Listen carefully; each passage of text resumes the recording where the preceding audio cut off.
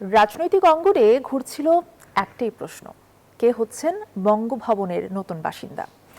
সবচেয়ে বেশি উচ্চারিত হচ্ছিল মির্জা ফখরুল ইসলাম আলমগীরের নাম। সেই গুঞ্জনই রূপ নিচ্ছে বাস্তবে। বিএনপির প্রার্থী হচ্ছেন তিনি। এর মধ্যেই ছেড়েছেন দলের মহাসচিব ও স্থায়ী কমিটির পদ। গন্তব্য এবার বঙ্গভবন। কেমন ছিল প্রবীণ এই রাজনীতিকের দীর্ঘ পথ চলা? আল মোহাইমিনুল খানের প্রতিবেদনে বিস্তারিত। আমরা ধরে নিয়েছি যে আমরা আপনার শেষ জীবন আমাদের হয়তো এলাকার কথা। সব জল্পনা কল্পনার অবসান, রাজনীতির মহানাটকীয় মোড়। দীর্ঘ রাজনৈতিক জীবনে সবচেয়ে বড় স্বীকৃতি পেতে যাচ্ছেন রাজপথের অভিজ্ঞ কাণ্ডারি মির্জা ফখরুল ইসলাম আলমগীর। বসতে যাচ্ছেন বঙ্গভবনের মসনদে।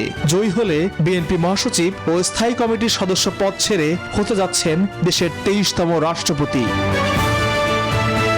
রাজনীতির অঙ্গনে দীর্ঘদিনের পরিচিত মুখ মির্জা ফখরুল। জন্ম ঠাকুরগাঁয়ে, পড়াশোনা ঢাকা বিশ্ববিদ্যালয়ের অর্থনীতি বিভাগে। 1972 সালে বিসিএস পাশ করে শুরু করেন শিক্ষকতা। তবে দেশের রাজনৈতিক ক্রান্তিকাল তাকে টেনে আনে রাজপথে। 1986 সালে চাকরি ছেড়ে জড়ান সক্রিয় রাজনীতিতে। 1988-তে নির্দলীয় প্রার্থী হিসেবে ঠাকুরগাঁও পৌরসভার চেয়ারম্যান নির্বাচিত হন।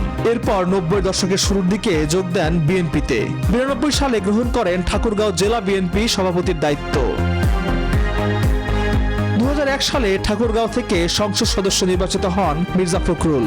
দায়িত্ব পালন করেন বিএনপি নেতৃত্বাধীন 4 দলীয় জোট সরকারের কৃষি, বস্ত্র ও পাট মন্ত্রণালয়ের। পরে দায়িত্ব পান বেসামরিক বিমান চলাচল ও পর্যটন মন্ত্রণালয়ের প্রতিমন্ত্রীর। তবে কখনোই মসৃণ ছিল না রাজনৈতিক পথ চলা।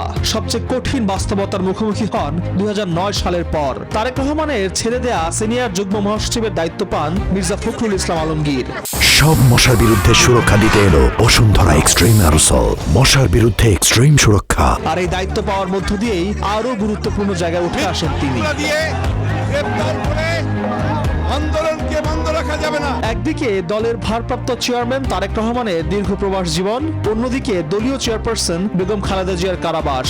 কঠিন বাস্তবতায় বিএনপির হাল ধরেন মির্জা ফখরুল। কখনো পুলিশের হাতে আটক, কখনো আদালতের কাঠগড়ায়, কখনো কারাগারের অন্ধকারে, আবার কখনো হাজারো নেতাকর্মীর সামনে রাজপথে।